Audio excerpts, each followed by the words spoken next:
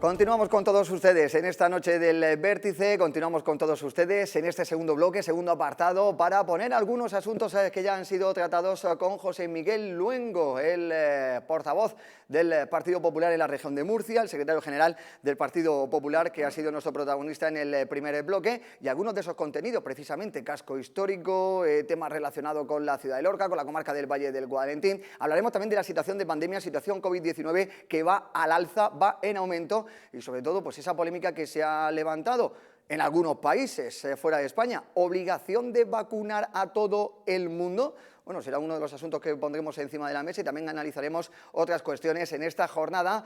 Pues algo, vamos a decir, de resaca, ¿no? Jornada de resaca después de la festividad de San Clemente, el patrón de la ciudad. Mucho trabajo por delante ha tenido, ha estado pues 24 horas diarias dándolo todo para que salga a pedir de boca, como así ha sido, y nos acompaña esta noche también aquí en el plató de Comarcal Televisión, David Torres de la Alcázar, amigo, ¿qué tal? Buenas noches. Buenas noches, pues nada, aquí prácticamente agotado. Agotado, pero bueno, ha merecido la pena. La batería está a punto de decir ya que no queda batería, pero vamos a aprovechar nosotros los últimos porcentajes de batería que le quedan a David para hablar también, entre otras cuestiones, de esas fiestas de San Clemente. Julián Herencia, amigo, ¿qué tal? Buenas noches, ¿cómo estás? Hola, buenas noches. Pues bien, después de un placer de estar con nosotros. Estupendamente. Hablaremos también de los actos 25N que van a tener lugar mañana, ese Día Internacional contra la Violencia de Género que va a copar también algunos minutos de esta tertulia, y hablaremos de los datos que han sido ofrecidos hoy, que ha dejado el CABI, donde aumentan los casos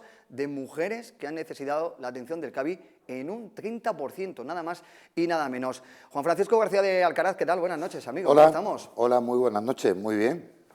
Aquí estamos con vosotros. Que nos acompañes una noche más aquí. Estupendo. En el plató de Comarcal Televisión. Comenzamos precisamente con la festividad de San Clemente, una jornada en la que ayer disfrutaron 5.000 lorquinos aproximadamente, 5.000 lorquinos, número arriba, número abajo, de esa jornada festiva en la Fortaleza del Sol, en el Castillo de Lorca y por supuesto también en los alrededores de lo que es el Castillo de Lorca, y con ese desfile que se tuvo que aplazar por problemas meteorológicos, las inclemencias del tiempo, la lluvia que obligó a trasladar ese desfile de la tarde del sábado a la jornada de ayer. David Torres de la Alcázar, valoración que hacéis, ¿qué balance hacéis desde la Federación San Clemente con motivo de estas fiestas? Bueno, nosotros en general ya hoy contentos. Hasta ayer, lógicamente, con las lluvias del sábado, con las lluvias de todo el fin de semana que deslucieron de forma importante el mercado medieval, pues preocupados, lógicamente. Pero bueno, el presidente tomó una decisión en común acuerdo con el Ayuntamiento de Lorca y con la Junta de Gobierno, tanto de la Junta de Gobierno de la Federación como la Junta Directiva de la Hermandad, de trasladar lo que es un desfile especial, extraordinario, porque no era el desfile de tal cual estaba concebido, al martes, ayer, el día de San Clemente, y bueno, pues la verdad es que fue muy bien. La avenida estaba a reventar de gente, muchísima gente. La policía ha contabilizado 8.000 personas en la avenida Juan Carlos I visionando el desfile. Salieron como unos 700 figurantes de los 1.000 que estaban previstos. No pudo participar toda la música y toda la puesta en escena que estaba prevista, pero aún así fue muy bien. Bueno, y luego un hecho histórico que fue que el patrón San Clemente bajó por primera vez a la Ciudad Nueva. Pasó por la avenida Juan Carlos I, después de esa Santa Misa que tuvo lugar ayer tarde y donde también se le impuso la medalla de la Federación al presidente de la Comunidad Autónoma, Fernando López Miras. Se le entregó la medalla de oro de la Hermandad. La medalla de oro. La medalla de oro de la Hermandad con motivo de una serie de gestiones que el presidente ha realizado, como ha sido hacer que la talla del patrón, digamos, tuviera prioridad en el centro de restauración de la región de Murcia. O sea, el centro de restauración de la región de Murcia tiene una cola kilométrica de imágenes y de esculturas y de obras de arte para restaurar, y bueno, dio las indicaciones oportunas para que el patrón de Lorca pasara a ser una de las prioritarias, y llegó unos días antes de las fiestas, el 16, también por la gestión que realizó para poder dejar en Lorca ese gran cuadro de la capitulación de Lorca, el cuadro de Muñoz Barberán, de 7 metros de ancho por 2 de altura, 2 y pico de altura, que había intención de llevarse a la ciudad de Murcia, y lógicamente en cuanto nos pusimos en contacto con él, dio las indicaciones oportunas para que el cuadro se quedara en Lorca y que fuera a formar parte de las colecciones del Ciufrón, y bueno, y también esa aportación económica, la primera aportación para poder empezar a musealizar. Yo creo que lo que ha sido el gran hito de estas fiestas, junto al hecho de que el patrón desfilara por la Ciudad Nueva, que ha sido la apertura al público de la iglesia de Santa María María la Mayor. Ese templo que estábamos todos esperando que se recuperara es un templo emblemático para la ciudad, que va a estar al servicio de la ciudad de Lorca como museo de la Federación, como museo medieval de la ciudad, y que, bueno, que muy pronto empezaremos ya lo que son las labores de musealización, lo que es la museografía en sí, y bueno, como digo, había cientos de personas que han querido verlo. En la jornada de puerta abierta había muchísima gente, el propio día de San Clemente tuvimos que abrir sin tenerlo previsto para que pudieran entrar. La verdad es que muy satisfechos, como te digo, a pesar del lucimiento del día sábado y del mercado medieval en general, porque la lluvia es que no dio tregua. El sábado es que no paró de llover.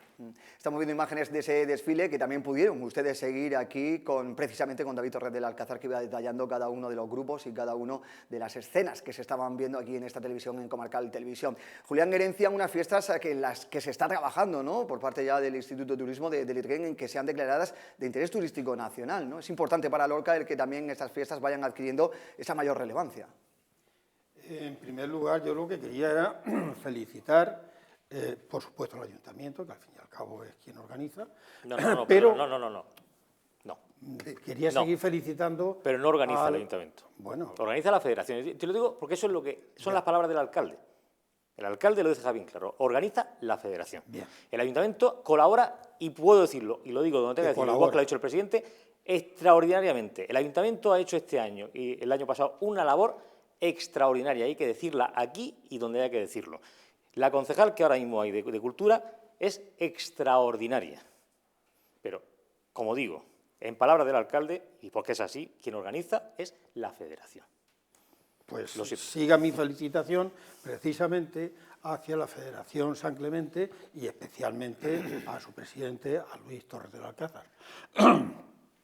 Yo recuerdo, como recordaremos todos, que el día de San Clemente, hasta no hace mucho, era el día que los lorquinos aprovechábamos para irnos a Murcia de compras. No voy a decir al establecimiento, pero eso era lo normal. Por allí nos solíamos ver mucha gente. Habíamos perdido la costumbre de subir al castillo.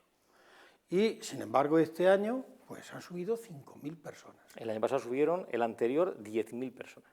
Bueno, pues ha sido un éxito. Sí. A pesar de la pandemia, a pesar de las limitaciones de acceso. Con la lluvia que ha habido, con la situación adversa que ha habido de temporal, y sin embargo, pues ha sido un éxito. Y es un éxito también el lucimiento en el desfile, porque ha mejorado increíblemente. Así pues, que es cierto que es posible que se declare como de interés turístico nacional. De hecho, pues ya invitasteis a toda la prensa nacional para que se hiciera eco de este acontecimiento. Así pues, que termino como empecé, diciendo que felicito al Ayuntamiento por su ayuda y a la Federación por su organización completa. Ahí estamos viendo algunos actos de ayer mañana, precisamente también en la Fortaleza del Sol. Juan Francisco García de Alcaraz, también lo pongo encima de la mesa, por si alguno queréis añadir algo. Ese desarraigo de las fiestas de San Clemente, que había ido a más, ¿se está ya cortando, se está consiguiendo enganchar definitivamente con el lorquino? Juan Francisco, todavía no se ha terminado de enganchar. Yo creo que sí, y por lo menos va en camino gracias a la Federación de San Clemente y también, por supuesto, al apoyo de los distintos ayuntamientos, ¿no? Y yo me uno a la felicitación a los organizadores y también al ayuntamiento por tener pues la sensibilidad de potenciar el tema. A ver, yo entiendo que una fiesta para una ciudad es algo importante desde el punto de vista interior, pero además evocar la historia, transmitir la historia a nuestros hijos, a nuestros nietos, saber por qué, porque es que no es una fiesta más, es una fiesta que de alguna manera nos determina, es decir, la historia nos determina y nos condiciona. Y hay mucha gente, muchos ciudadanos que no saben la importancia que tuvo históricamente todo lo que fue el tema de la reconquista por un lado y de la convivencia que podía haber entre las tres comunidades importantes como la cristiana, musulmana y judía, y todo lo que fue el tema de las capitulaciones con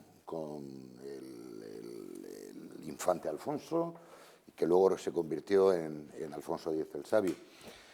Yo creo que esto es importantísimo para una ciudad que debe tener también y debe de conocer cuáles son sus raíces históricas. Pero aparte desde el punto de vista interno y que toda esa historia la convirtamos en una fiesta, también es bueno como producto turístico. Porque un producto, una ciudad también tiene que contar con bastantes o con muchos productos turísticos para poder ser una fuente, por una parte, de visitantes, que al final importante es porque también dejan su dinero y dejan sus ingresos y hacen crecer la ciudad. Como decía Julián, el San Corte Inglés, que ya no lo dejamos hace mucho tiempo. Mi hijo, por razones médicas, tuvo que estar en Murcia y me dijo que vio muchos lorquinos. Pero bueno, bien, o sea, cualquiera de los casos es importante lo que se está haciendo y yo creo que cada vez más disfrutaremos más de esta fiesta entre todos y nos quedaremos en Lorca, que falta hace. Enhorabuena, David, como han dicho los integrantes de esta mesa por ese trabajo que estáis desarrollando y yo me imagino que vosotros también queréis ir a más, ¿no? Bueno, esa es la idea, ¿no? Ahora, la federación es una institución que tiene ya 1000 federados, 1000 federados. Estamos hablando de mucha gente, mucha gente. Son 16 asociaciones, porque la federación es eso, ¿no? Un conjunto de instituciones, en la que se cuenta, hay que sumar a su vez la hermandad y la asociación juvenil y el museo que se creó en 2018 como institución, ¿vale? Con lo cual estamos hablando de una institución que ha cogido mucho cuerpo en pocos años y que está trabajando incansablemente. O sea, es una máquina, ¿no? Y además que está muy bien engrasada, ¿no? Y claro, la Declaración Nacional es una aspiración que, junto con el museo, los diferentes presidentes de la federación, ya no el actual presidente, sino los anteriores también, lo manifestaron en algunos momentos, ¿no? Bueno, pues este año, efectivamente, a través del ITREM, Juan Francisco Martínez ha traído una serie de periodistas nacionales para cubrir las fiestas de cara a esa... importantes, entre ellos estaba el National Geographic, creo, ¿no? Sí, y el ABC, La Razón, y luego alguno más, pero ahora mismo no lo recuerdo. Pero lo más importante, sobre todo, medios especializados en temas de turismo, que era lo que hacía, también remarcaba Juan Francisco García. Claro, sí, es que eso, además se han ido interesadísimos. De hecho, algunos van a volver en la Janucá, el 4 de diciembre. O sea, van a volver, llamados precisamente por esa singularidad que tienen las fiestas de San Clemente, que es lo que decía Juan Francisco, es que es nuestra historia. Es que es la razón por la que los lorquinos hoy somos como somos. O sea, nosotros los lorquinos no nos levantamos un día y somos como somos por generación espontánea. Somos así gracias a una historia larguísima y además la historia de la frontera marcó muchísimo el carácter de los lorquinos. Hay que pensar que desde el año 1244 hasta 1488 Lorca fue la frontera de toda la cristiandad europea, que se dice pronto. De ahí del reino la segura llaves, ¿no? El lema de la ciudad, ¿no? Entonces, estamos trabajando en eso, tenemos buenas sensaciones sobre el augurio de esta declaración. Es un camino que no es de un día para otro, hay que seguir andando el camino y, bueno, estamos trabajando estrechamente tanto con el Ayuntamiento, que, como he dicho antes, está a partir un piñón con la Federación en este tema, especialmente a través de su concejal encargada de San Clemente, que es Nine Mazueco, que, por cierto, por eso se le entregó ayer también una medalla, ya lo que es una medalla de reconocimiento personal, como hermana de la hermandad, ¿no? Y esperamos que pronto, como digo, esa declaración pueda ver la luz. Como digo, queda camino, pero contamos con que eso verá la luz pronto. Y que vayan enganchándose muchos más lorquinos, por supuesto que sí, que hay que disfrutar de las actividades que se realizan en Lorca y sobre todo dar a conocer pues, nuestra forma de ser y el trabajo que está desarrollando la Federación de San Clemente. Dejamos el tema de la Federación San Clemente, que ha estado trabajando en esas actividades, algunas de ellas en el casco histórico, con el objetivo también de revitalizar esa zona, ¿no? Ese mercado medieval que se ha llevado a cabo, los diferentes actos que se han organizado también en el corazón de la ciudad. Y hablamos del casco histórico porque precisamente el INFO, el Instituto de Fomento, ha sacado ya a contratación por 70.000 euros la redacción del Plan Director para la recuperación del casco histórico. Tanto CECLOR, tanto Juan Jodar, presidente de la patronal, como el Ayuntamiento de Lorca, Ángeles Mazuecos, la concejal de Cultura, han catalogado esta noticia como un paso importante. Julián Herencia, paso importante, ¿cuáles son los siguientes pasos que se deben de hacer? Ya que ahora parece que sí se ha puesto ya en marcha un mecanismo a la hora de poner encima de la mesa todos esos proyectos que hay y que tienen que ser algunos de ellos incluso a corto y medio plazo? Como tú has dicho, es la primera vez que se inicia en serio el empezar a pensar en qué queremos del casco histórico antiguo de Lorca, por primera vez. Y ya se ha dotado, se adjudicará ya ese plan director y a partir de ahí, pues entonces se pensará, ese plan director es el que desarrollará o planificará actividades sobre urbanísticas, sociales, históricas, comerciales, etcétera, de cómo desarrollar la vida dentro de ese casco histórico, que tan devaluado hemos tenido siempre porque ha estado el casco histórico, pues no se le ha prestado nunca la atención que había que prestarle. Y mucha gente pensaba que un casco histórico pues no aporta grandes cosas a una ciudad, y es justo un grave error. Es un error enorme. ¿Cuántas ciudades hay que precisamente se promocionan por sus cascos históricos? Y Lorca, con la gran historia que le acompaña, como muy bien decía David, pues a través de su casco histórico se puede desarrollar perfectamente. Y además se puede desarrollar, y este es el principal punto de partida, es no hacer ya una marcha atrás. Estamos hablando de algunas actuaciones, como es el caso de vivienda, de ocio, de turismo, de comercio, como bien estaba destacando Julián Herencia. Juan Francisco, lo dan como un paso histórico, como la primera vez ya que se pone algo en movimiento. Tantos años para este primer movimiento, ahora ¿hacia dónde debe de ir ese plan director? Pues mira, tantos años y esto no lo entiendo. La verdad sea dicha. En política, bueno, Julián podrá decir mejor que yo todo eso, pero en política se decía que cuando querías paralizar una cosa, crea una comisión, ¿no? Espero que no sea como una comisión. Esto no es una comisión, vale. Estos son 68.398 euros. Las comisiones, como bien a redondeado, Julián, 70.000. las comisiones también pagan y cobran dietas y todo un montón de cosas. Vale. Yo prefiero no ser agorero. Vale, pues sí, me gustaría, pero que quiero decir que llevamos ya tanto tiempo y tantos años hablando del casco histórico que tengo que empezar por ahí, porque a mí me ilusionaría que esto fuese realmente el comienzo de algo importante. Llevamos mucha gente, o alguna gente hace 30 años, hablando que el único elemento diferenciador que tiene Lorca con respecto a otras ciudades, parte de su patrimonio, es el casco histórico. Y yo simplemente os digo una cosa, el puerto de Santa María, que me he pateado su casco histórico no hace mucho tiempo, tenía 7 farmacias. En Lorca, ¿cuántas tenemos? Había una y la quitaron, y ya pues no tuvo más remedio que desaparecer.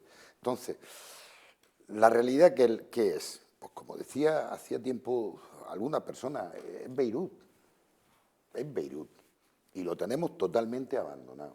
Y hemos tenido abandonado el casco histórico muchísimos años y no se ha hecho prácticamente nada.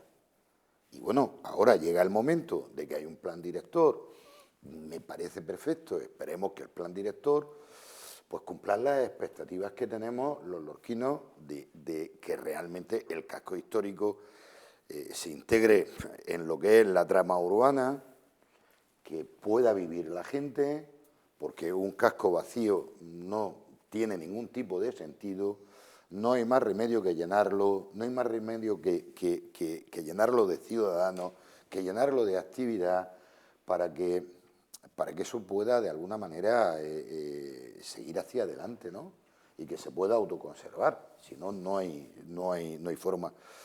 Yo espero que sí, tengo mis reticencias, desgraciadamente, porque ya tengo el pelico blanco, pero espero equivocarme. Y cuando sea y esté equivocado, pues tendré que decir, estoy equivocado, pero tengo mis dudas. Dudas para Juan Francisco García de Alcaraz. David Torres del Alcázar, ¿por qué tanto ayuntamiento como la CECLOR consideran y ponen tanto énfasis en que este sí es el inicio ya de esa revitalización del casco histórico y declaran de histórico este paso que se ha dado por parte del Info? Bueno, yo creo que porque nunca ha habido una hoja de ruta. ¿Esta es ya la hoja de ruta? No, esta no lo es todavía, tiene que serlo. O sea, vamos a ver, un plan director es una hoja de ruta, es una declaración de intenciones, es un documento vivo. Un plan director no es un proyecto definitivo. es un estudio que realiza una serie de especialistas y establecen una serie de propuestas, ¿vale? Porque además esto no va a ser el documento definitivo, eso tendrá que luego que matizarse, o sea, no vas a contratar, o sea, sacas a licitación esto y entonces quien gane el concurso va a decir qué va a ser de la Lorca histórica de mañana. No, esto no funciona así, lógicamente. Pero es que es verdad que esto no se ha hecho antes. No se ha hecho antes. Aquí se ha hablado mucho, como bien ha dicho Juan Francisco, se ha hablado, vamos, del casco histórico de Lorca, mal llamado casco histórico, porque el casco histórico es cuando se habla solo de la parte turística. Cuando se habla del conjunto, estamos hablando del centro histórico de Lorca. Aquí tradicionalmente lo llamamos casco, pero bueno, el caso es que la realidad es un centro histórico. De hecho, sin ir más lejos, hay una gran especialista en centros históricos en la Universidad de Murcia, una profesora que se dedica a estudiarlos, los conoce perfectamente, conoce medio mundo de centros históricos y es una persona a la que se podría consultar sobre ese tema, ¿no? Yo recuerdo unos técnicos que vinieron de la Unión Europea en relación a esto, nos reunieron en el CDL, y me acuerdo que ellos, una cosa primero que no entendían, por lo que decía Juanfran, y tienes toda la razón del mundo, ¿por qué dividimos entre la ciudad histórica y la ciudad nueva? Ellos me decían, dice, que Lorca toda es una ciudad histórica, toda. Una cosa diferente que la ciudad nueva, la parte de ciudad nueva, pues va creciendo con otro concepto. Dice, pero a que cuando levantáis un edificio nuevo pensáis en la Lorca histórica. De hecho, el claro ejemplo lo tenemos en los edificios de Juan Carlos I a la altura de las columnas, como uno de ellos se tuvo que retranquear para permitir las vistas a la Torre Alfonsina. O sea, la ciudad histórica es toda, y toda condiciona el conjunto de la ciudad de Lorca. Entonces, que me parece un hito, pues a lo mejor no diría un hito con todas las letras, pero que es una cosa muy importante, por supuesto, que queda muchísimo camino por andar, por supuesto, pero claro, es que lo que se ha hecho hasta ahora, que ha sido hablar mucho, escribir mucho, dar muchas ruedas de prensa por todos los colores políticos, pero al final no se ha avanzado, pues sí que es verdad que lo que hemos hecho ha sido colocar, pues intentar poner temas administrativos, que al final a las 3 de la tarde están cerrados, no nos engañemos. La hostelería al final no acaba de arrancar porque no hay gente. O sea, yo vivo en pleno casco histórico, yo junto a la Plaza España. Y para comprar el pan, pues tengo que bajarme a la Ciudad Nueva, porque no hay donde comprarlo. Y en mi edificio vivimos 22 familias, ¿vale? En pleno centro histórico. A precios prohibitivos, ¿vale? Pagamos la vivienda a precio de oro. Las plazas de garaje no os podéis imaginar cómo se pagaron aquellas plazas de garaje, y encima en el boom inmobiliario. Bueno, pues aquello, lógicamente, fue una apuesta de todas esas familias que dijimos de vivir allí. Encantado, yo estoy privado de vivir allí y lo volveré a hacer con los ojos cerrados, pero es verdad que al final o hay gente que vive o no hay servicios. Y si no hay servicios, no hay gente que vive. Con lo cual yo creo que una de las apuestas que habría que hacer, y el día 30 tenemos una mesa redonda sobre el tema del centro histórico, con el foro del casco histórico, el martes que viene lo tenemos, se hará sobre la mesa. Es que aquí lo que sí tiene que hacer la administración pública, aparte de tener claro qué es lo que quiere, y qué es lo que quiere la ciudad de Lorca para su centro histórico, tendremos que saber también que a lo mejor hay que hacer un esfuerzo para poner esa farmacia, para poner esa cafetería, poner ese restaurante, poner esa panadería, poner ese tipo de servicios que son necesarios para que la gente pueda vivir. E intentar que eso se mantenga, aunque sea a coste o parte a coste del riñón público, porque habrá que hacerlo, porque si no, no se va a poder hacer, porque si no, no va a poder arrancar, porque una cosa necesita de la otra y la otra necesita de la una. Entonces, digo, me parece una gran apuesta, pero aún queda muchísimo camino por andar. Y un ejemplo, por ejemplo, que se podía tomar es el caso de Edimburgo. Edimburgo es un claro ejemplo de cómo recuperar un casco histórico, un centro histórico, y hacer una cosa extraordinaria. De hecho, también Cartagena es otro ejemplo claro, de cómo se ha recuperado, sí, pero y creo que son técnicos de Cartagena también los que decían que iban a redactar ese proyecto. Sí, pero mira, Cartagena ha hecho una cosa que es arreglar lo que veía la suegra, y la tuerta. Claro. Aquí en Cartagena, lógicamente, han arreglado todo lo que es la parte del Paso de Alfonso XII, estupendo, han arreglado la calle Mayor. Yo invito a los lorquinos que vayan a Cartagena a que vayan a las paralelas de la calle Mayor. Mano a las carteras. Mano a las carteras. Han hecho una política de fachadismo, que eso es lo que se lleva mucho en el tema turístico, lo que ve la suegra y la tuerta. ¿Qué pasa? Que ellos tienen un hito extraordinario que han sabido vender de una forma descomunal, que es el Teatro Romano de Cartagena, con un trabajo realizado por Moneo, con una inversión multimillonaria, 14 millones de euros, que es mucho dinero, ¿eh? Que me digan a mí ¿en qué edificio en Lorca se han invertido 14 millones de euros? Ni en el castillo, con la dimensión que tiene, las necesidades que tiene y la envergadura que tiene, la importancia histórica que tiene. No se nos olvide que cuando se declara Lorca conjunto histórico-artístico, en el 64 se hace una especial mención al Castillo de Lorca, porque es la pieza clave de todo Debería el ser uno conjunto de los histórico. focos de atractivos importantes de la ciudad, ¿no? Además, de hecho, Habría que rellenar de más contenido también esa Fortaleza del Sol. y es una pancarta turística extraordinaria. Cuantísimos miles de coches pasan al día por debajo del Castillo de Lorca. Cuantísima gente sabe dónde está Lorca gracias a que pasa por debajo del castillo. Muchísima.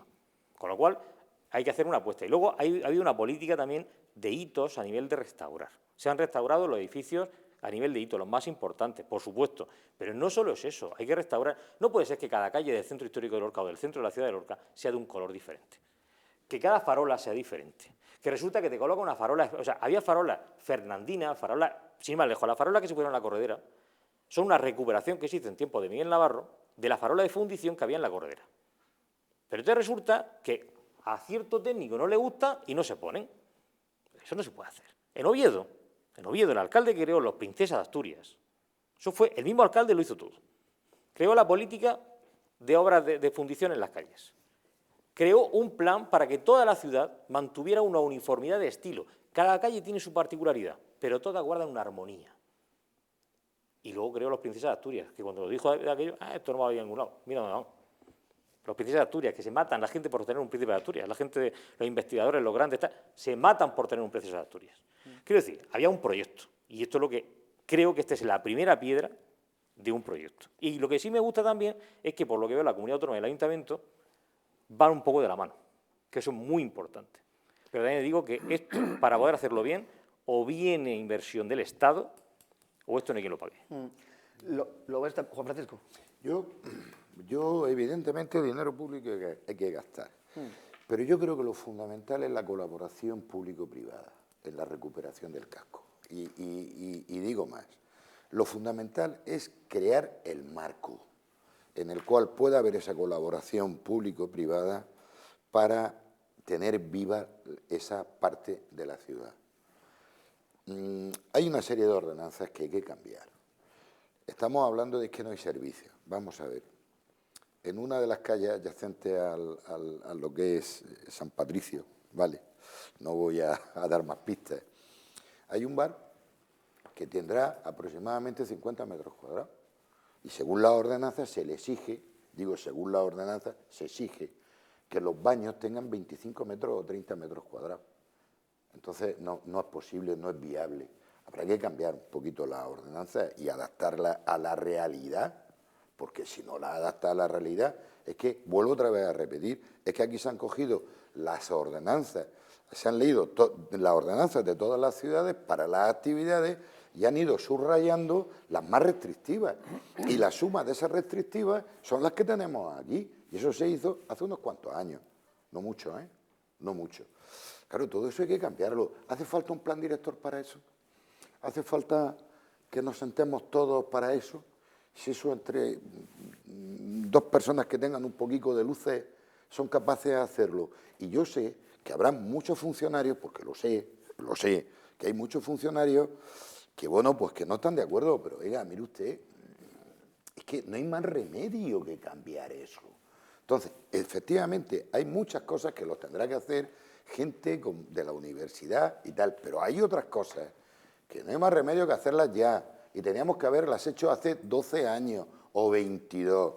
No hace falta esperar, porque si vamos a esperar a que el plan director se ponga en marcha, luego se consensúe, luego tal, luego viene unas elecciones, luego habrá no sé qué, este ha hecho esto, ahora yo no tengo que hacer lo otro. Y esto, de verdad, es cansado, es cansado. Y un gravísimo problema para los ciudadanos y para la ciudad de Lorca. Ese marco que reclama Juan Francisco García Alcaraz, ¿hay esa unión política? Eso sí, eso es imprescindible. El plan de director de recuperación es el primer paso. Y una vez que se genera, como tú bien decías, hay que crear un marco. Bien, hay que crear un marco para desarrollar actividades en lo urbanístico, en lo social, en lo turístico, etc. Y eso atrae a personal. Eso atrae turísticamente. Y esa atracción turística conlleva actividad. Pero eso no se puede hacer, Juan Francisco, yo en eso discrepo, porque lo que tú decías, que para eso no hace falta un plan director. Hace falta el plan director para lo que decía David, que ponía como ejemplo a Oviedo, ¿no? Oviedo. ¿Verdad? A Oviedo es un claro ¿Verdad? ejemplo que a Lorca le puede servir de un modelo no se puede muy ir importante. andando palos de ciego otra vez, porque eso sería instalarnos en lo que nos estamos quejando ahora en esta mesa, que durante 12 o 22 años, o no sé cuántos años, se han ido queriendo hacer cosas y no haciendo nada. Hay que marcar, hay que ser escrupuloso en las acciones que se van a hacer, porque depende de esa escrupulosidad que se vaya a hacer, esa disciplina que vayamos a tener en el desarrollo de ese casco histórico o centro histórico, va a depender del éxito o no éxito. Va a depender de que sea algo en donde se pueda fijar la gente, donde las personas de fuera vengan a Lorca para verlo, vienen a Lorca para ver el casco histórico. Hoy no viene nadie a ver el casco histórico. Porque, Bajo ningún concepto. porque no, ¿verdad? No hay. Pero a través de a través del plan, no, el plan director de recuperación es el que marca las líneas, Pues a través de esas líneas hay que conseguir que Lorca tenga un casco histórico antiguo atractivo, que llame a gente. Y al llamar gente, entonces va a haber actividad. Pero una cosa que hay que tener en cuenta es que el que sea atractivo no necesita que sea nuevo. Quiero decir. No, para nada. Quiero decir, quien conozca Nápoles puede saber que es la ciudad más cutre, más abandonada, más dejada, más rota que yo he visto en mi vida. Y he visto unas cuantas, ¿eh? He visto unas cuantas, ¿eh? Pero tiene un encanto, una vida, un atractivo extraordinario. Extraordinario. Pero es que también hay otra cosa que quiero apuntar aquí, y es que hay que hacerle caso a los técnicos. Porque resulta, no decía por lo que tú decías, que estoy de acuerdo contigo en eso. Estoy de acuerdo contigo en eso, que hay técnicos que se rajan la vestidura por no darse cuenta que hay cosas que hay que abrir la mano. Hay que abrir la mano, porque si no las cosas no funcionan. En Italia, sin ir más lejos, que es un país que tiene un patrimonio tan importante como el español y con las condiciones muy parecidas a las españolas, resulta que esas condiciones son mucho más laxas, porque no hay más remedio que hacerlo así. El ascensor, si no cabe, pues es más pequeño, y si no cumple, no cumple. Se pone un cartelito en la puerta y se pone que no es apto para silla de minusválido, y no pasa nada. Yo entiendo que es un poco duro lo que estoy diciendo, pero eso es lo que ocurre en Italia y en otros muchos países de la Unión Europea, ¿eh? Pero aquí en España para eso somos muy tajantes. Pero muchos cascos teóricos también de ciudades de España, capitales, a Granada, por ejemplo. Yo creo que gran parte del centro histórico de Granada no cumple las medidas que... Porque lo hacen, porque cogen la normativa nacional y llegan hasta donde le dejan la normativa nacional. Pero aquí, si además, como bien ha dicho Juan Francisco, ponemos más límites, pues al final no hemos hecho nada. Pregunto, ¿esto es accesible la Torre Alfonsina? ¿Es de accesibilidad universal la Torre Alfonsina? Obviamente no. No. Pero es que no puede ser. A eso voy. Jamás lo será. Jamás lo será, porque ese edificio nunca podrá ser adaptado, porque ese edificio es tan emblemático, tan importante, que no puede ser modificado, aunque sea para eso. Claro. Es lo que hay. Es lo que hay.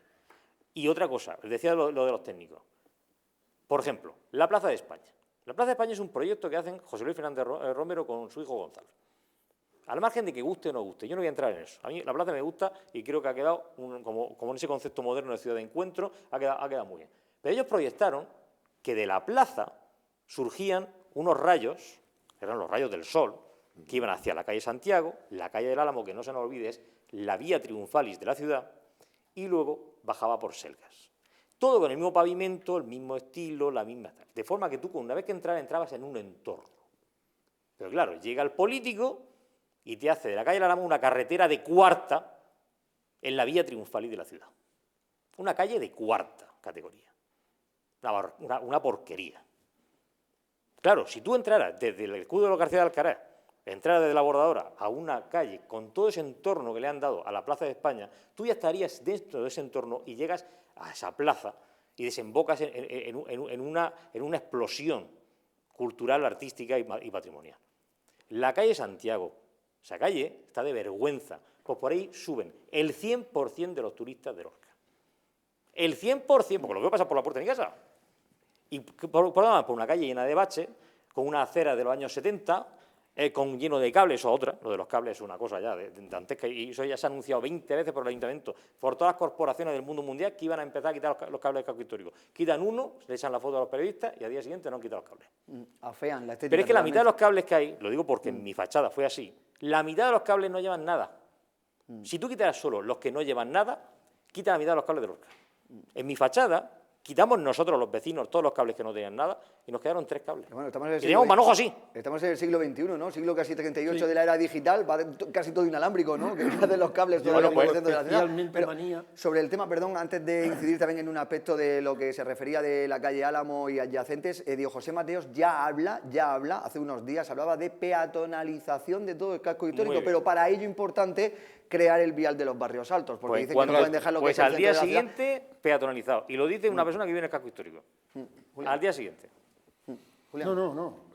Que se hacía referencia precisamente al alcalde de la ciudad, la peatonalización, que yo creo que también es importante. Muy bien. Estarán muchos a lo mejor de acuerdo, no estarán de acuerdo, pero de López Gibara hacia arriba tiene que quedar ese Todo. casco, vamos a decir ese centro comercial, haciendo símil, pero abierto, ¿no? Que sea un centro comercial, una ciudad abierta, una ciudad con comercio, una ciudad, y yo creo que eso lo genera el peatonalizar todo lo que es, Es que la el ciudad casco del peatón. histórico. Es que la toda ciudad esa del zona que peatón. sea, No tiene efectivamente. sentido que la ciudad sea El para los alcalde de coches. Lorca, sobre todo, incidió en que hasta que no se conectara el vial de los barrios altos, para que pudieran entrar los servicios de emergencias, no se podía el cerrar el resto de calles.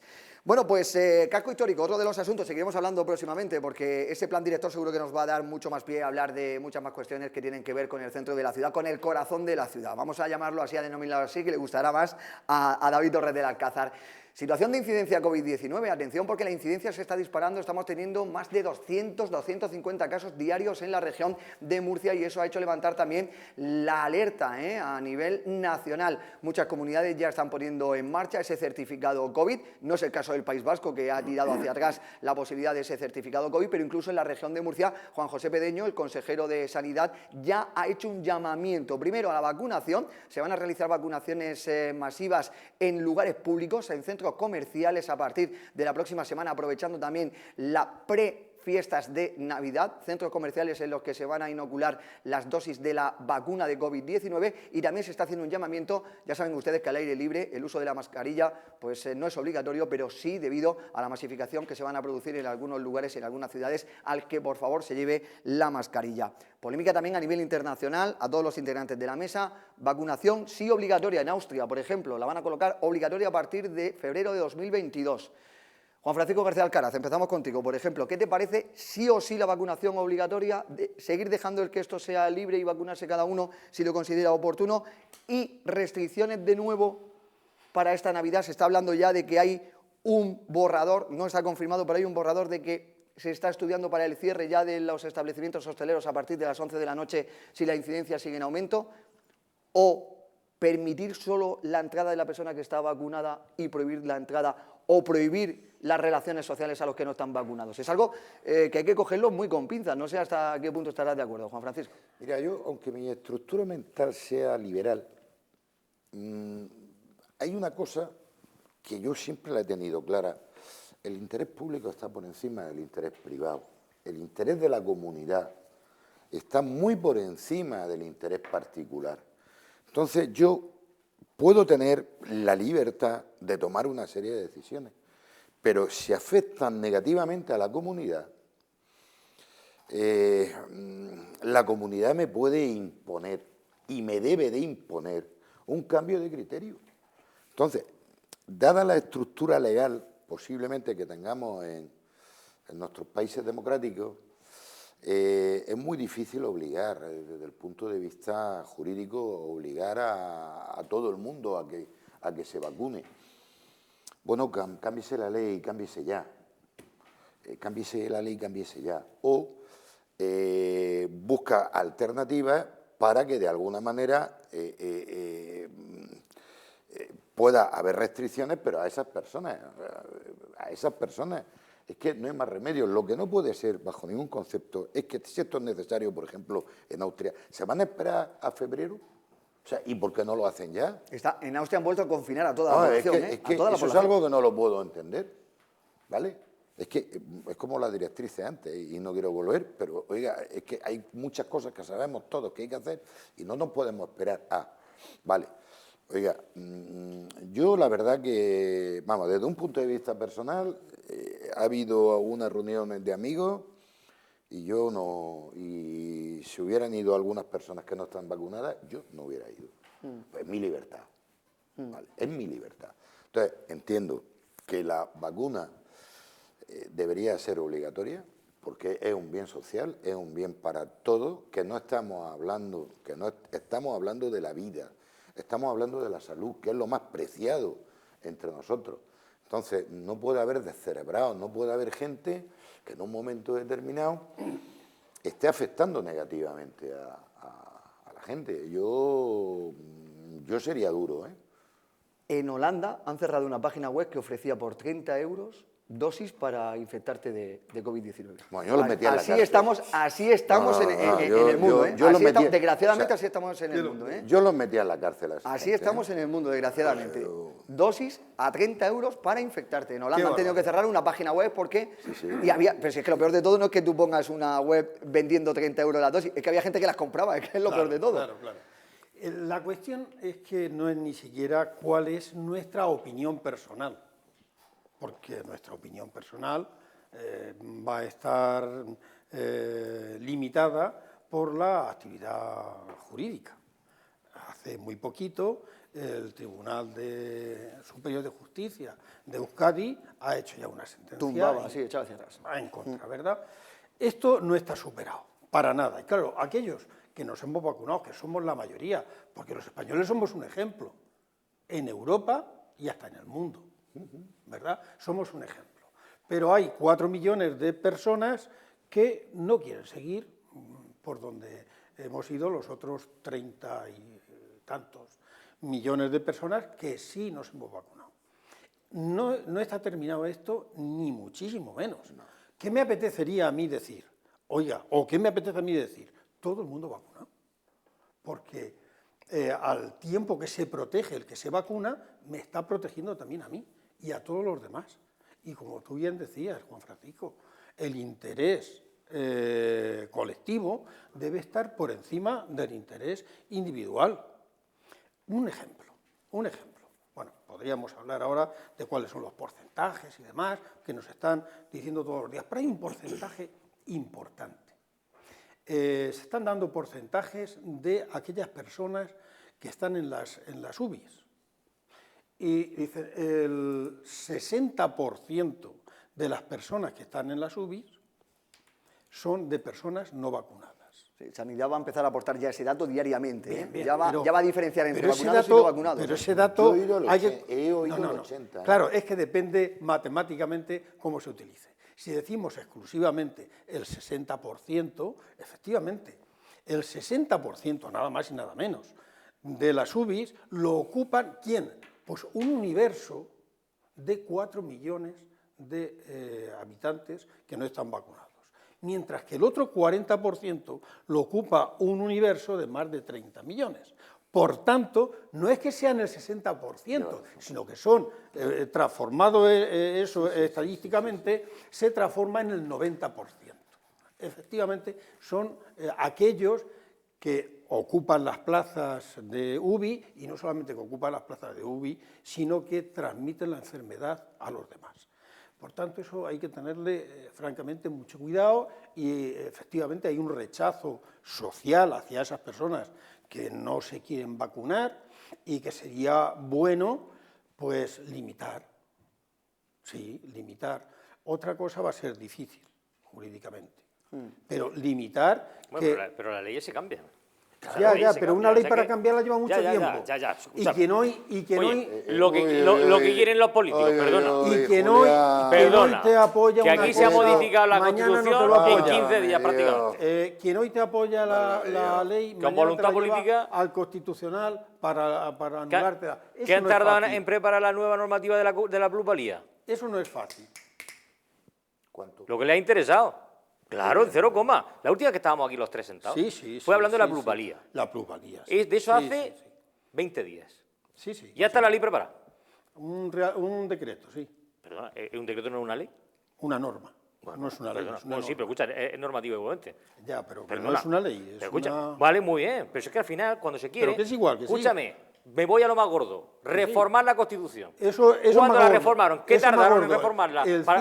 El 135 Tardaron menos. fue lo más gordo. Ahí está. ¿Y cuánto tardaron? 0, Un fin de semana. lo que quisieran. Que al final, cuando hay voluntad política, se hace.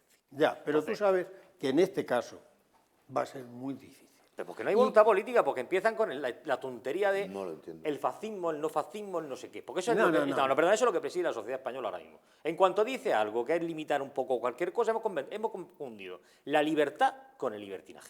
Hemos confundido que para ser libre tengo que hacer lo que me dé la gana. Y esto no es así. Para ser libre yo tengo que hacer lo que dentro de unos límites sea lo correcto para la sociedad, para el conjunto. Porque yo no vivo yo solo. Yo vivo en una sociedad, en una ciudad, en un entorno, en un colectivo, con unos amigos, en un país, en un continente, o sea, en un conjunto. O sea, no puede ser que yo haga lo que me dé la gana pensando que así soy libre. No. Y yo estoy con Juan Francisco que habría que encontrar la fórmula, porque, pero escucha, yo opino, el tema de la vacuna, yo lo opino de antes, no de ahora del tema del COVID. No tiene sentido que haya niños que estén muriendo porque no los han vacunado, porque a los padres no les ha dado la gana. Igual que hay padres, hay niños enfermos porque los padres son veganos y por narices el nene tiene que ser vegano. Perdón usted que le diga. Cuando ese niño sea mayor de edad, que tome las decisiones que tenga que tomar. Las Los cosas niños como son. de 10 a 12 años han aumentado el contagio en el 191%. Y, por cierto, fuera del espacio escolar. De 10 a 12 años, recordemos que no hay hay todavía están controlados. Fuera del espacio Es que en escolar. el espacio escolar es donde están controlados. Claro. Que yo no Bueno, veo, de los 10 a los 11. Es que yo no veo a mis alumnos que son de 12 para arriba. Es que no los veo que cuando aparecen por la puerta del instituto se colocan la mascarilla y en cuanto salen por la puerta se la quitan. Claro. Es que no los veo yo. Pero también Claro, es verdad como que ya- todavía no está autorizada la vacunación en ese tipo de niños. O sea, de Ya, pero- menores de pero- 12 pero lo que años, vamos, sí, de ahí los sí, números. pero Hasta escúchame, 12 sí, pero hasta 12 sí. hasta 11 años. Es que no ves también a las familias que van con los nenes y cuando van por la calle no llevan la mascarilla. Perdona, yo llevo mi mascarilla en el bolsillo. Sí. Y en cuanto me acerco a cualquier zona en la que hay un poco de gente, aunque esté en la calle, yo me la Sí, sí, coloco. claro. Que yo he estado 15 días en el hospital, ¿eh? Que a mí no se me ha olvidado. Sí. A mí no se me ha olvidado eso. Sí, sobre todo para los que algunos dicen que esto es un invento. Y, oye, que cada uno puede pensar lo que le dé la realmente gana. Es un invento. Un invento. Sí. Hay algunos que dicen que esto es un invento, que todo es mentira. Que, Sí, que las noticias que ponemos en uno Comarcal famoso Televisión de del Murcia tema de los datos es todo que dice mentira. que esto es un chis. Sí que tenéis imaginación aquí todo en esto es- Comarcal. Un chis. Todo esto es un invento. Bueno, pues el caso es que el riesgo por morir por COVID es 25 veces mayor en el caso de no estar vacunado que estar vacunado. Luego cada uno que se inocule la vacuna si quiere o que no se la inocule. Esto es libre, cada uno lo puede hacer. A mí- Ahora, también yo creo que sería conveniente el que si usted no está vacunado, pues usted no puede hacer una serie de actividades Claro. o usted no puede estar dentro de una serie de parámetros que el resto de la sociedad Yo este sí se verano tiene está en que mover. Italia Usted y no para puede ir entrar un a restaurante. cualquier Claro, sitio, efectivamente. a un museo, a una cafetería. De hecho, fíjate, te voy a decir más. Yo tuve una reunión con Rita Filardi en el Museo de la Ópera del Duomo en Florencia. O sea, yo no iba de visita, yo iba a trabajar. Y cuando entré por la puerta me pidieron el certificado COVID, porque el papel estaba arrugado y no podían escanearlo, no me dejaban entrar. Claro. Y me acuerdo que se acercó la directora de colecciones y dice, es que tiene una reunión conmigo. Y el jefe de seguridad decía que hasta que no pasara el certificado COVID y metió el código 1 a 1, el código es enorme que hay de letras alfanumérico, hasta que lo metió todo, y entonces cuando salió que salió verde, entonces fue cuando me entró. Cuando te dejó hacer Eso en Italia. claro. Parece muy bien. Escucha, en una terraza al aire libre, en cafeterías, en museos, en tiendas. Tú sabes que cada vez que entras a una tienda tenés que llevar el certificado COVID y no pasa nada. Y no pasa nada. Y Estamos no hablando de pasa Italia, que no se nos olvide que los italianos Sí. Sin embargo, son unos desastres para muchas cosas. Pienso que es más fácil que un local de bar, restaurante o comercio exija a sus clientes que lleven el certificado y si no, no pasan, Sí, sí, a veces porque el negocio es suyo y tiene un derecho de A mí me admisión, parece estupendo, ¿eh?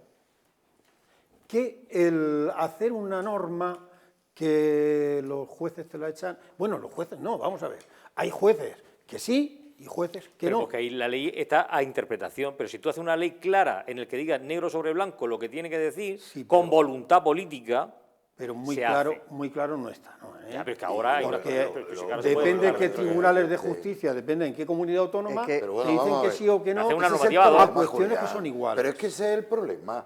¿Pero qué país estamos haciendo? ¿Por qué tiene que eso analizarlo el Tribunal Superior de Justicia del País Vasco? Es que eso no lo entiendo bajo ningún concepto. Eso es un auténtico disparate. Entonces, es que, mira, esto es de loco. Esto es de loco. Esto es de loco. es que tiene que haber normas nacionales y claritas, porque todos los españoles somos eso, españoles. Y tiene que haber un Estado y un Parlamento en el que resuelva los problemas de los españoles. Y dejémonos de historias. Ya, pero lo que no podemos es a cada momento, a cada puntito. No, pero mira, escucha, esto me gusta la espera, Constitución, para aquello no me gusta. No, pero escucha, gusta. no, la Constitución no te va a impedir eso. Mira, por lo que hemos dicho antes, la modificación. ¿Qué han tardado en hacer lo de la plusvalía? ¿Cuánto hemos dicho? 20 días. Vale. Sí. Real Decreto Ley, por el que se adapta el texto refundido. Real Decreto Ley. ¿Qué de lo que han tardado en hacerlo? Que cuando hay voluntad política, se puede hacer. A raíz de lo que estaba diciendo también Juan Francisco García Alcaraz, nos vamos a encontrar un país en los próximos días, en las próximas semanas, en lo que en Euskadi han tumbado esa ley, por ejemplo, pero a lo mejor en Andalucía o en Alicante o en Valencia no. En otros sitios lo han tumbado porque va en contra, dicen los jueces, no digo yo, dicen los jueces, que va en contra de derechos fundamentales. Bueno, pues eso está Y los derechos constitucional. fundamentales Pero es que para eso tienen está que ver constitucional. con los derechos contemplados en la Constitución. Que si a mí me preguntas particularmente, yo estoy con lo que vosotros estáis diciendo. Pero que para eso está que constitucional, naturalmente- que se ponga a trabajar es constitucional. Que pero cuando ha tenido que resolver de urgencia, lo ha resuelto. Ahora lo que hay que hacer es declararlo de urgencia y que resuelva de urgencia, porque hay una necesidad nacional, de una epidemia, de una Es que puede pandemia. ser- Constitucional darse el caso. no se lo toma con mucha rapidez. Cuando es de urgencia, sí. Ahora lo que pasa es que cuando hay cosas que... Claro. A ver, primero, ¿por qué han tardado tanto, por ejemplo, en resolver lo del decreto de armas? Porque le interesaba. Le interesaba porque si lo declara inconstitucional en pleno decreto, ¿qué pasa? Porque se va toda la leche. Joder, que escúchame, que las cosas también se hacen con cabecica. Se hacen con cabecica. Y hay casos en los que el Tribunal Constitucional ha resuelto a la velocidad del rayo. Entonces, en este caso, yo estoy convencido que si se hace una consulta al Constitucional, van a resolver muy rápido. Ahora, tiene que haber voluntad política de hacer esa pregunta. Porque a lo mejor es que nos interesa políticamente hacer la pregunta. Porque no quiero hacer eso, claro. Sé que al final vamos a lo que vamos. Pendientes de más cuestiones. En el tintero se nos quedan muchos asuntos. Ha pasado todo esto rápido, ¿eh? ¿Ya? Ha pasado rapidísimo, Bueno, OITU, que es la patronal de hosteleros, efectivamente, OITU, que engloba a Hostelgar, a Hostelor y a Hostemur, ha indicado que en caso de que haya restricciones, que se apliquen a los no vacunados, porque ya hay ese borrador, como le hemos adelantado, en el que están pensando en si siguen subiendo la incidencia de casos COVID, empezar con las restricciones en el tema de hostelería, en el tema de restaurantes y en el tema de bares, y eso es lo que no quiere Hostemur, en este caso, el que se incida en personas que están ya vacunadas y que se incida en personas que no están vacunadas. Julián Herencia, amigo, muchísimas gracias por estar con nosotros, una noche más. Otro día hablaremos del Día Internacional contra la Violencia. Contra la violencia, Mujer, que la- se la hemos celebra dejado mañana. mañana. Celebra mañana Y con que ese- sería bueno que la sociedad fuéramos tomando conciencia de ese gran problema. Desgraciadamente, pues los casos que siguen aumentando en Lorca, como decimos, el Centro de Atención a las Víctimas de Violencia de Género, el CAVI, que ha atendido a 410 mujeres, o lo que es lo mismo, 126 más que en el mismo periodo en 2020. Han subido las denuncias un 30%. Se está trabajando desde abajo en la base, pero parece que no llega a todos los resultados Es que que se para quieren eso no ayuda, digamos, el cambio que está habiendo cultural en la sociedad europea, pues es una realidad, porque vienen con otros valores diferentes, y todo lo que se habían dado se está desandando, y lógicamente no ayuda tampoco el hecho de estar encerrados tanto tiempo por el tema de la pandemia. Son la pandemia también. Eso no ayuda, Hay datos, se estaban dando datos, la mayoría son de 1118 españoles. O sea, asesinatos. No, escúchame, es que no Desde has entendido, 2003 no has entendido, hasta no estoy hablando de migración, 2021. No hablo del problema de la migración, cuidado. Estoy hablando de, hay otros valores que vienen y, lógicamente, eso al final da lugar a matices en los valores que había aquí. Pero no solo en los que vienen, en todos. Cuidado, no se interprete lo que estoy diciendo, que yo no estoy hablando de emigración ni de problema por la emigración. Cuidado. La franja de edad comprendida entre los 31 y 40 años, ¿eh? Una edad muy, muy temprana. Juan Francisco García Alcaraz, amigo, Y más muchísimas todavía, gracias ¿eh? por estar con Muy nosotros. buenas noches. Desgraciadamente, 31, Y 40. los jóvenes entienden que no existe este problema. Pero pues, ¿qué es lo que ven? Es lo que estoy diciéndote. Pero ¿cómo que no existe este problema? Con 1.118 mujeres muertas, por Dios, y 44 niñas y niños. Pero si ellos ven con naturalidad, qué porque locura. dice de 40 años, si el niño ve que su padre con 40 años le controla el móvil a la madre y no pasa nada, pues para él es lo normal. Por ejemplo, Te puedo Más decir 100.000 temas. cosas más. Continuaremos otro día hablando de este asunto. Nos quedamos sin tiempo. David, muchísimas gracias, amigo. A por estar vosotros con nosotros. siempre. A descansar y a reponer la batería. falta que me hace. le va quedando poco. A todos ustedes, el próximo miércoles, más temas aquí en El Vértice. Que pasen una feliz noche. Gracias.